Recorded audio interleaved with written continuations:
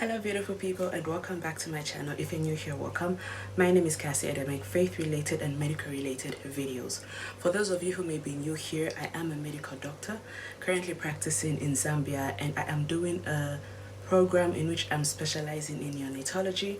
I'm going to speak a little bit more on that and the route I took in a later video, but this video is basically just a summary of my away rotation. So part of my program that I was doing, it's a 1-year program, is that I had to rotate at the biggest NICU in Zambia, that being the one in Lusaka at University Teaching Hospital, which is UTH.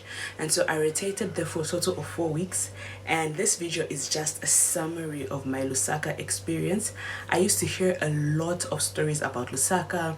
I had friends rotated in Lusaka. I remember when I was a student, I was so scared because I used to hear it was, a horror show, and it was just scary and everything. And me having experienced it and been there, I thought, hey, why not make a video that summarizes my experience there and what I saw, what I encountered, the truths according to what I heard and the lies according to what I heard, and just summarize that and bring that here for anyone who may be wondering what it's going to be like, or anyone who has a pending rotation over there. Of course, this is based off my personal experience of the place, number one, and number two, the environment or the specialty that I was working in. I haven't rotated in other specialties in Osaka, and so I might be a bit biased in what I'm going to be communicating because it's based off the specific unit that I was in. But yeah, without wasting any more time, let's get straight into the video.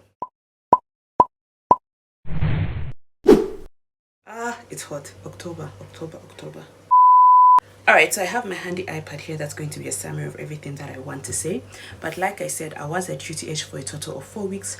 I rotated specifically in the neonatal ICU, which is found at the Women and Newborn Hospital. And yeah, I would like to start off by saying that it was an amazing experience, much needed. Very different from where I was coming from in my facility. Good exposure. The staff were amazing, so friendly. I think I heard a lot of horror stories of what it's like rotating at UTH as an outsider when you're not someone who's stationed there. Even when you're someone who's stationed there, I've heard stories. But when you're not stationed there, I heard stories of people being rude, being mean, bullying you. Maybe that's the case in other specialties, I don't know. But for me, I feel like the staff were very nice, very amazing, very friendly. We just got along very well. Yeah, it was good. I have no complaints, honestly, when it comes to the staff. There were some incidences here and there, but for majority of the time it was good. So I have a list here of pros and cons, 4 pros and 4 cons of my UTH experience in comparison to where I am coming from. And the first things I'm going to start with are the pros. Of course, you will start with the good stuff. So number one, what I will say is the system is very organized.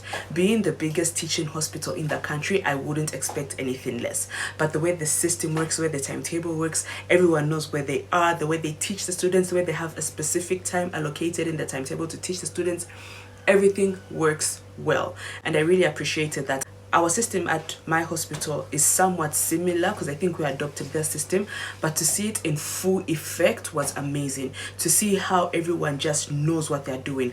The nurses are well trained, well specialized. In my current facility, I think we only have 2 nurses that are specifically trained in neonatology, and the rest are in pediatrics specifically. But there you have a huge number of nurses that are actually in neonatology, and so it was amazing to see them in action. They know what to do. Like, they don't need to wait for you to tell them what to do. They know what to do. They can advise you on what to do. Like, it was just nice working with highly trained staff and everyone just being so organized and knowing how everything works. It was amazing. And then the second thing that I would say was a huge pro was the numbers in staff.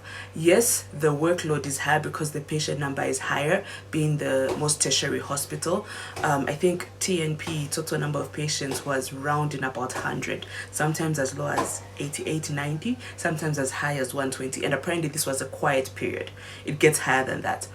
But the number of people that were in the facility to work was huge in comparison to my facility. So you find that the numbers of nurses, each room has an allocated nurses. In a shift, you find that like maybe 5-6 nurses working, which is amazing. That's still very little in comparison to what the ideal should be as a whole by WHO, but in comparison to where I'm coming from, that's a huge number. So the numbers of patients was more, meaning that you learn more, you get exposed to more, you see more, and then also the number of staff was more, in that the workload, although it was much, was tolerable because the patient doctor ratio was equal, or the patient nurse ratio was equal, because of the more higher number of staffs. The third pro that I do have is the vast conditions that I was able to see. So in my facility, for example, we do not have now we do, but we did not have neurosurgeons. And so if you have a case like, for example, a spina bifida, would have to refer to the nearest facility for it to be operated on. And so you don't really follow up such patients, you don't see what the case is going to be, you don't see the outcome and everything, unless you communicate with the team where you refer to. And so being in a facility where I can see vast conditions and they are stagnant there, they're not going to be referred anywhere else unless they're being referred to like heart hospital or something, cancer disease hospital, something specifically.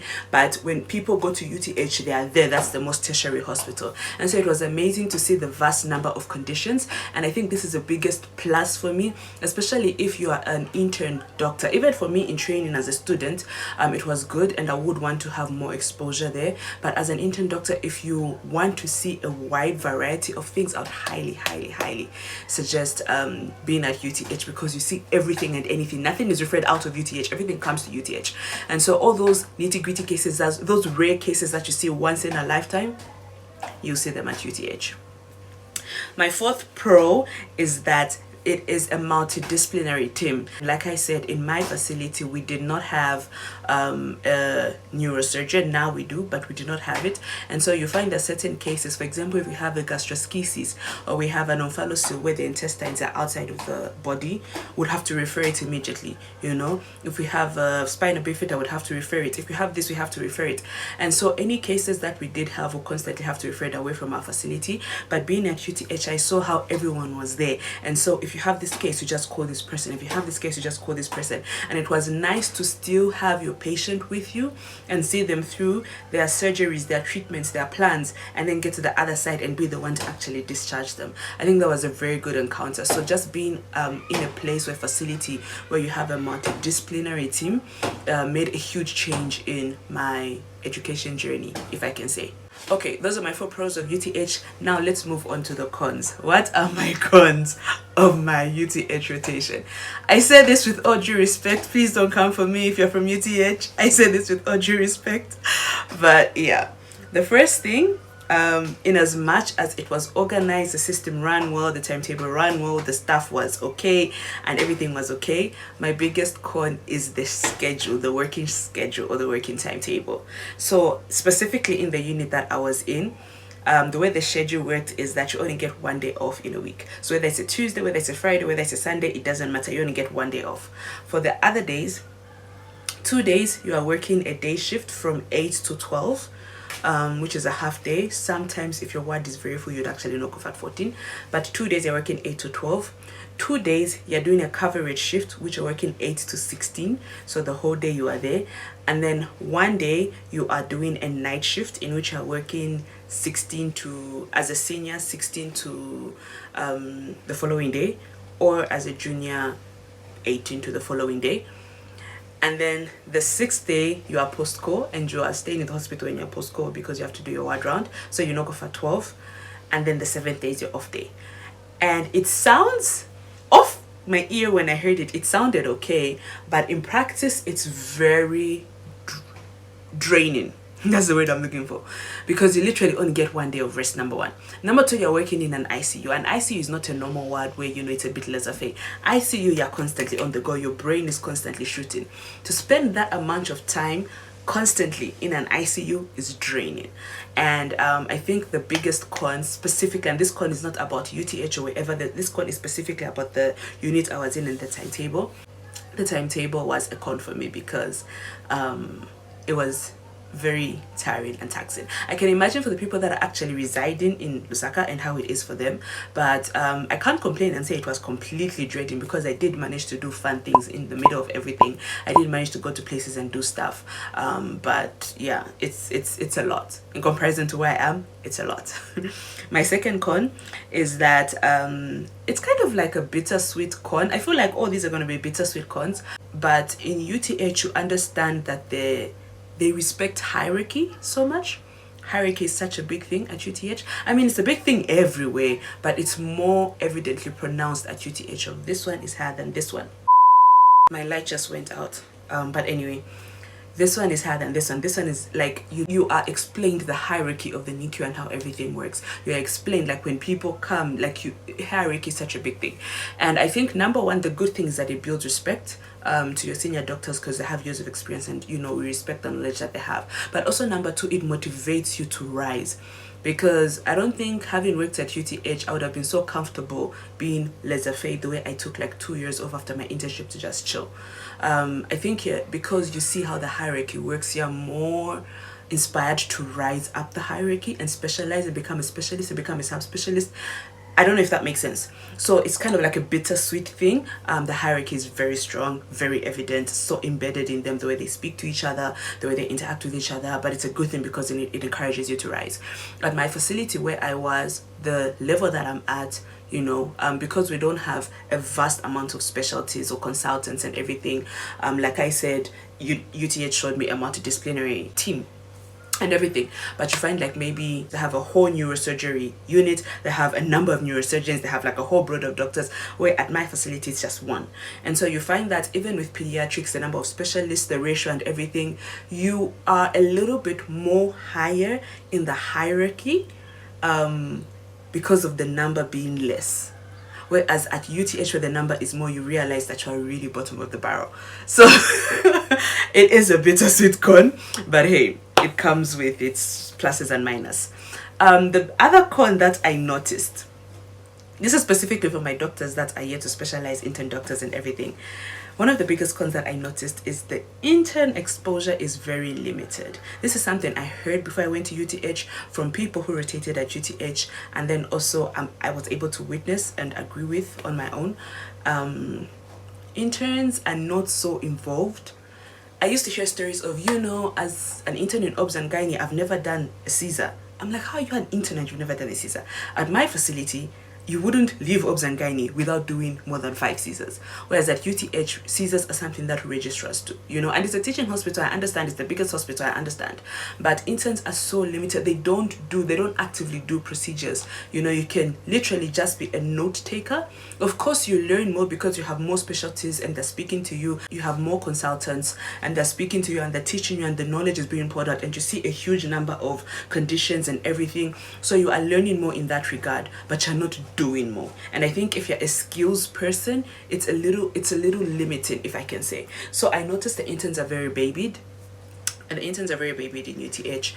They're not really thrown to the dogs, whereas in my facility we throw you to the dogs. And I think that's something that already from before was kind of established. When the more rural you go, the more practical you will be, the more skill set you will be, because you have to do. Whereas if you go more central to the biggest hospitals, you do less as an intern. And so you just kind of have to weigh your options. Do you want to do, or do you want exposure? And then from there you see where that's going to take you. But yeah, I think the intern exposure was very minimal, especially in comparison to where I was. My interns, if they're interested, I don't force interns to do procedures, I don't force interns to learn, because I think if you don't want to do pediatrics or neonatology, you'll never do it in your life. Why should you learn how to give surfactant? The only thing I require for my interns is that you have to know how to resuscitate a neonate. You need to know the basics. So if you do happen to go to rural, or you go to obs and gynae or whatever, and you brought a neonate, you will know how to handle that neonate until they get to me, or until they get to a NICU or a neonatal facility. So that's what they just need to know, the basics. But if they want to go the extra mile, I will teach them anything they want to know. I'll teach them how to intubate. I'll teach them how to put them on the vent. I'll teach them how to give surfactant. I'll teach them whatever it is they want to know. And they have the ability to do that. My interns, the interns that I have taught how to give surfactant, and it's a very unique skill, and I've taught them how to give surfactant. And you go this side and it's the seniors who are giving surfactant. The interns don't even do that. The interns don't even rotate in ICU. They rotate in the high care wards, they rotate in the KMC, which are kind of like the step down wards, but they don't even touch the ICUs. Whereas my interns and my facility are in the ICU with me. So it was very different, very, very, very different. The fourth con is actually very laughable, you guys. It's very laughable, but it's one specific thing that used to piss me off when I was rotating at UTH. And that is, it's so funny, but if you're from UTH, I think comment down below and let me know if I'm just tweaking or there's something wrong. But the blood bank system, or rather the blood transfusion system, I will start off with a disclaimer of saying I never did go to blood bank. Because I used to hear it was far. I already got lost just going to the lab. I used to get lost in the hospital. I wasn't about to get lost going to blood bank. So I never did go to blood bank. But the way the system works, if I have a patient that needs a transfusion, I will draw the sample from the patient for X match. I'll draw the sample from the patient, and then there is no one to take that sample to the lab. So either I have to take it myself, or I have to assign an intern, which I usually did, to take it to the lab. And so my intern is going to take that and take it to the lab, and then they'll be given a number. When following up that blood, my intern has to go to the lab and ask about that blood. They said the blood is ready in 20 minutes, and then let's say the blood will be ready in, let's say, 20 minutes or in an hour, in 2 hours, whatever. We'll come back and we'll be on the ward, and when the blood is ready, there's no one to pick up the blood. My intern will have to go and pick up the blood and bring it, and then designate it and give it, and then the nurse is going to connect it. It may seem like the norm. Same thing was happening with results. If I draw a sample, there's no one to take to the lab. The intern will take it to the lab. The next day when I come, where are the results? I don't know. Go check the lab. I or the intern will have to go to the lab, get the results, and then come back and see the patient. The way my facility works, if I draw a sample, there is a cooler box in which we put the samples. At the end of the shift, when all the samples are taken, there is someone who takes that to the lab. The whole cooler box takes it and deposits at the lab. The next day when you come to work, the results are in the file, because there is a clerk every morning who comes to work, goes to the lab, gets the results for your ward, comes and puts the results in the file. Now this may work different, maybe because of the introduction of like cellular phone results. I wasn't connected to that, I don't know. But you get to work and you have the results. If I need to transfuse blood, when the lab says the blood is ready, the nurse who is nursing that patient is going to go pick up the blood and come and connect it to the patient. I'll just see that it's done. And it was so different for me, because I'm like, where's your clerk? Why do I not have results in this file? Oh no, you have to go check the lab. It was so, this is just me venting, honestly. Like, I don't think it's a big con per se. It was a con for me, but it's not like the end of the world. I know. But why don't you have clerks? Why don't you have people who pick up results and bring it to the ward? Or why don't you have people who take the blood to the lab? Like, that was like the pettiest con I could come up with. But that's one thing that just blew me. I do not understand why it works like that. But yeah, guys, let's work on that. The good thing is, though, there is the introduction of getting the results on the phone, and so that's nice. In that, you just check on your phone, is the blood ready? You check on your phone, what are the results, and then you see your patient and you make the interventions as you need to. But yeah, those are my pros and cons of UTH, you guys, in comparison to the hospital where I am working, the facility where I'm working. I hope you did enjoy this video. It got a bit silly towards the end, but hey, it's just my personal opinion. If you did enjoy this video, please go ahead and give it a thumbs up, and I will definitely see you guys in the next one. Thank you so much for watching. Bye.